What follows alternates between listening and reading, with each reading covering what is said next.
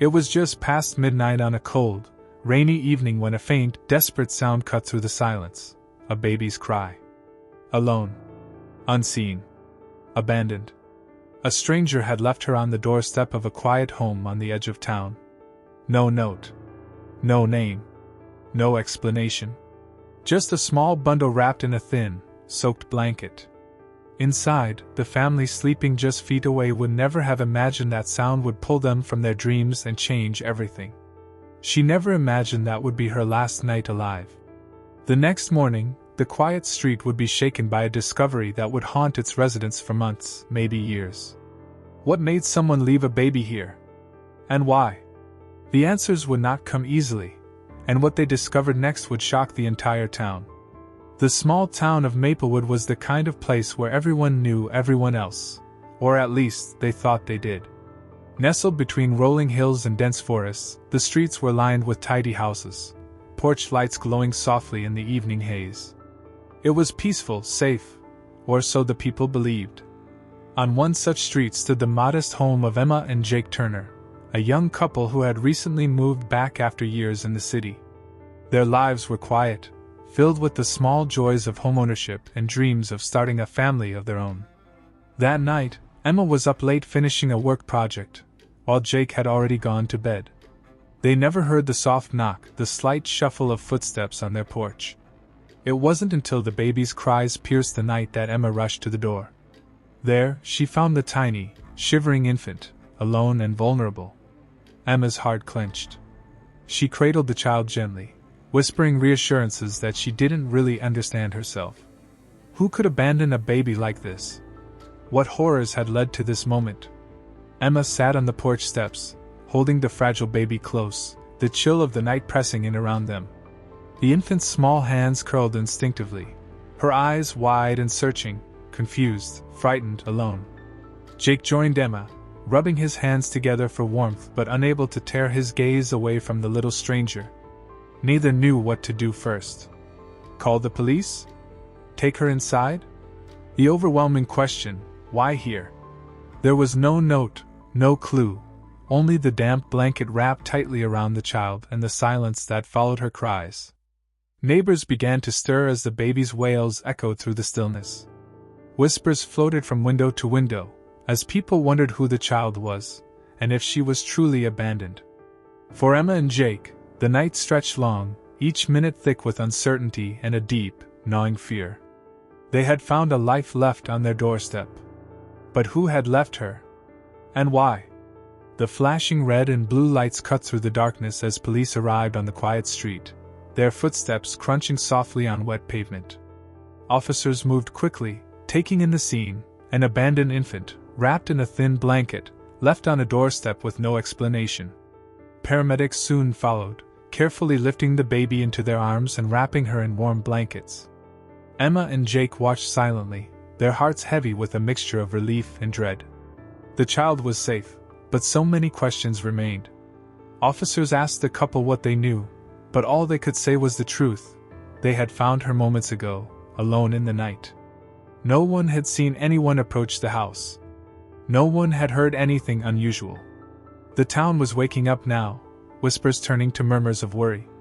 How could something like this happen here? In a place where children were meant to be protected?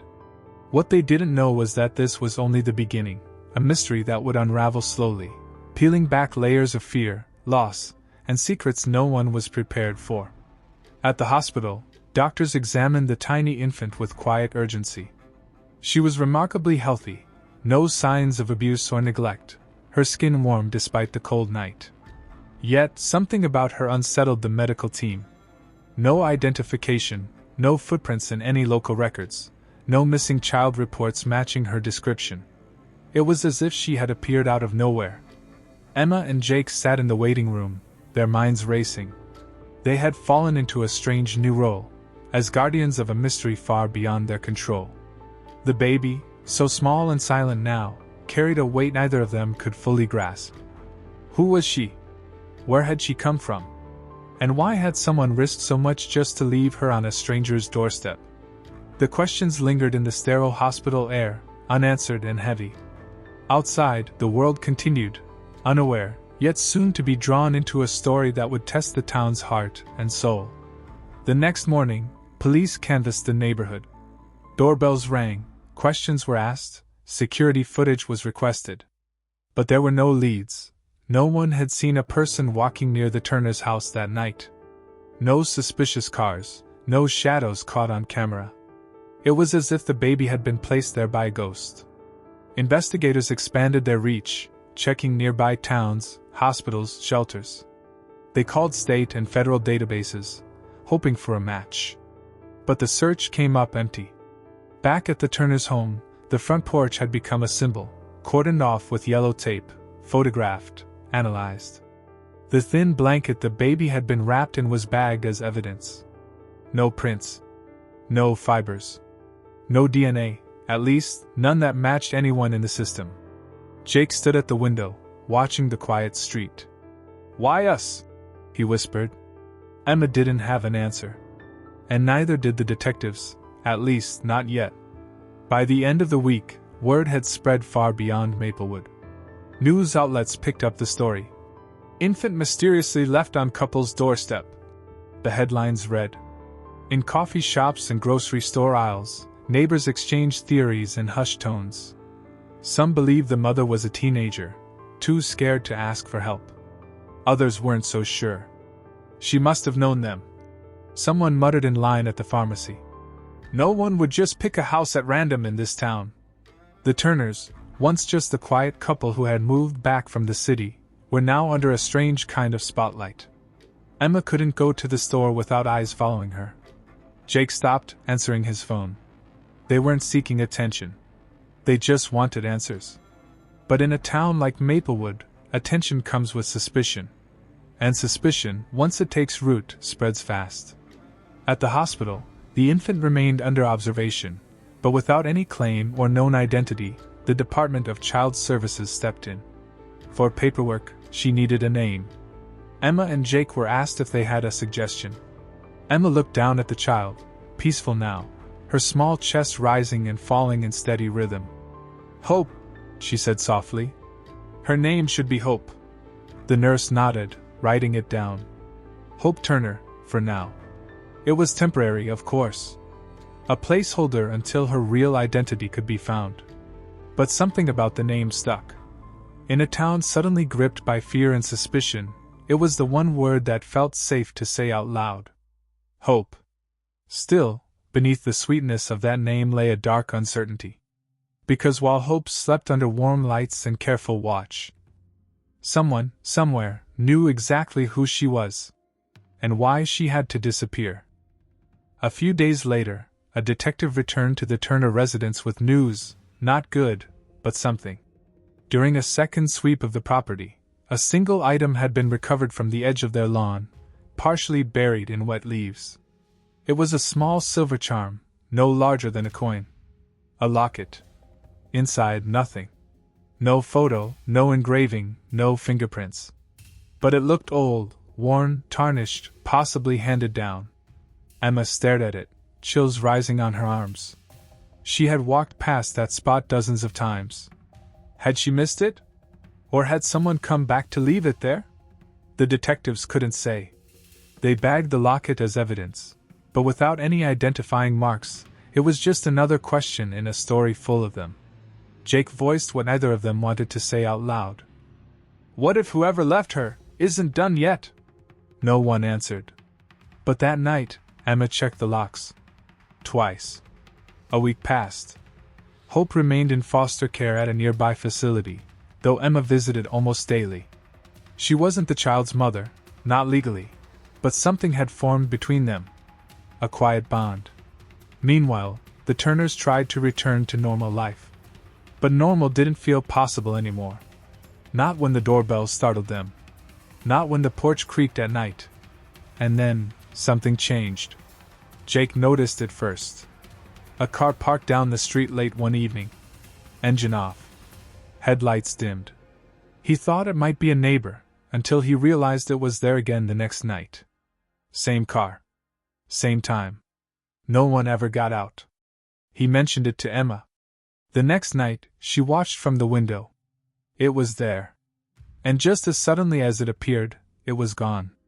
They reported it, of course.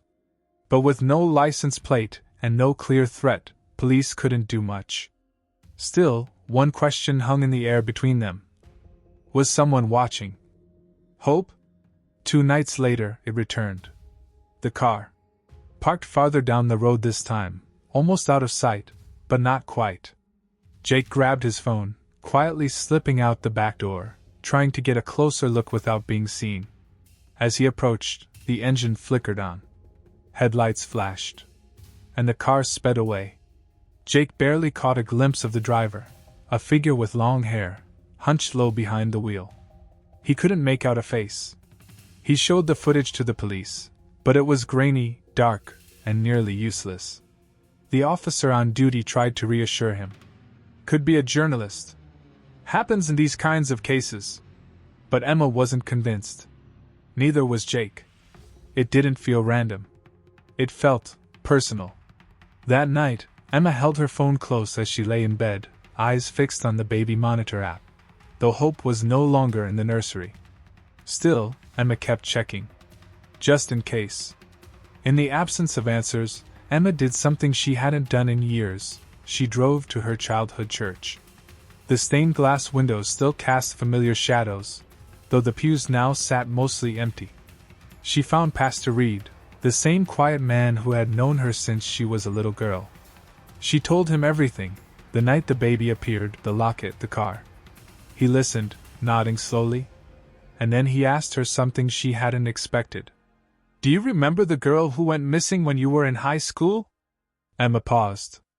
"You mean Lila Barnes?" He nodded. "She was pregnant when she disappeared. You probably didn't hear that part. She was only 16. Emma felt the air leave her lungs. She had barely known Lila, just a quiet girl in the back of class. "She never came home," he continued. "And no one ever found out why." It had been over a decade. But suddenly, that name didn't feel like the past anymore. Lila Barnes. Emma couldn't get the name out of her head. That night, she searched online, finding only a few scattered news articles. A missing girl. Last seen leaving school. No trace, no suspects. A cold case, long buried beneath time and silence. But the more Emma read, the more uneasy she became. Lila had vanished from a neighborhood just 2 miles from where the Turners now lived. The year? 2012. The last known photo of her showed a slight bump beneath her hoodie. A few classmates had told police she was pregnant, but no one ever confirmed it. No father ever came forward. Emma stared at the photo. The eyes. The hair. The shape of her face. And then she thought of Hope. Was it just coincidence? Or could the mystery of this baby stretch back 13 years, to a girl no one had seen since? Emma took a deep breath. And called the detective. Detective Carla Mendez met Emma at the station the next morning. She listened carefully, taking notes as Emma described Lila Barnes, her possible pregnancy, and the eerie timing. When Emma mentioned the baby, Hope, and the resemblance, the detective didn't dismiss it. Instead, she walked Emma down a long, sterile hallway to the archives room. They pulled Lila's file, faded papers, yellowed photos, handwritten notes from officers long retired. A missing persons report. A handful of witness statements. No body. No birth records. No resolution. Detective Mendez flipped through it slowly, her brows knitting. "There was always something strange about this one," she said. "A girl that pregnant doesn't just vanish without a trace. Someone helped her disappear, or made sure she stayed gone." Emma's hands trembled slightly as she touched the edge of a photo. "She'd be what, 29 now?" Mendez nodded. "And that baby, if she was born around then?" Silence. They both knew what the math suggested. But no one knew what had happened in between. Detective Mendez reopened the locket found near the Turner's yard, this time requesting advanced forensic testing. It had seemed like nothing at first, an empty charm. But now, under the light of suspicion, it looked different. Lab results came back a few days later. Inside the tiny hinge, hidden from sight, was a speck of dried blood, barely enough to notice. But enough for a partial DNA profile. It didn't match anyone in the national database. But it was a close match, to Hope. Mendez shared the findings with Emma in private. "We believe it came from a biological relative. Possibly her mother." Emma sat in stunned silence. If the locket belonged to Lila Barnes, and the blood was hers, then Hope might not just be her daughter.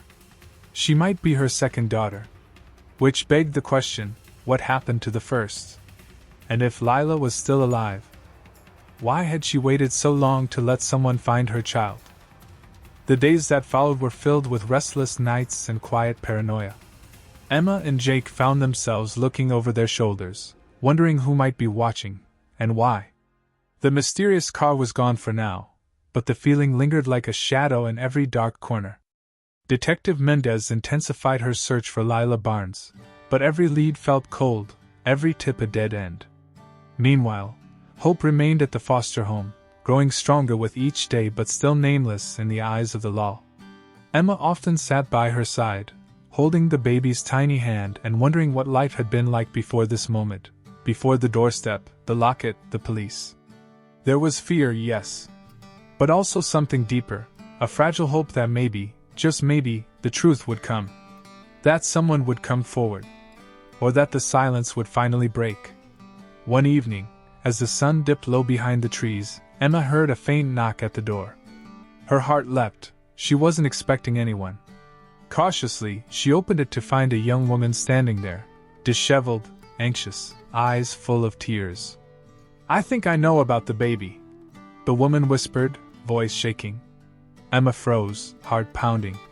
"Please," the woman said, glancing nervously over her shoulder.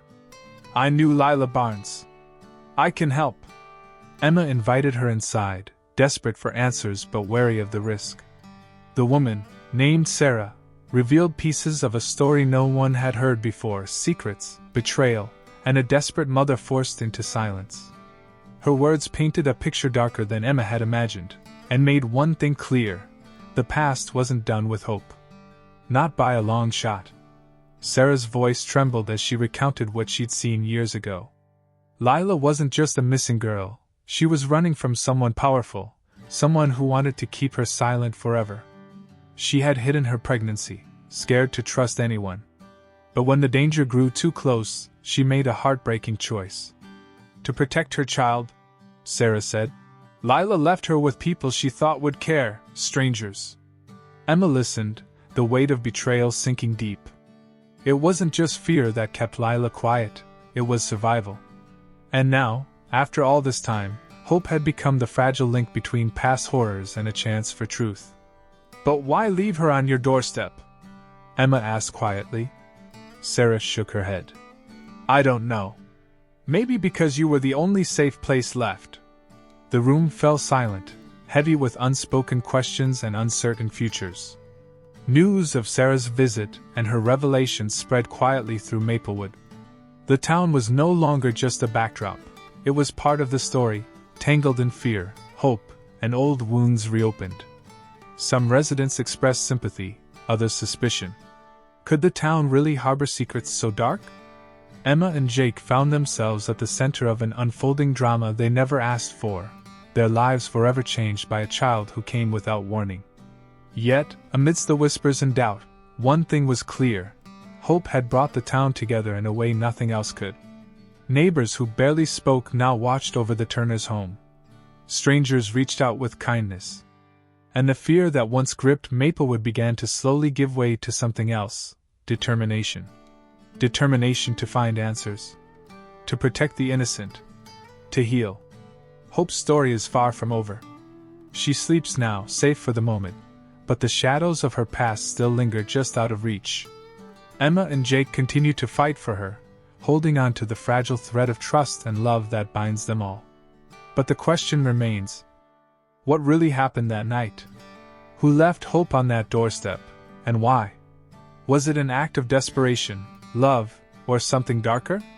In the quiet moments, when the town holds its breath and the night feels still, those questions echo louder than ever. Maybe the truth is buried deep, hidden beneath years of fear and silence. Or maybe, just maybe, it's waiting for someone brave enough to find it. What do you think really happened that night?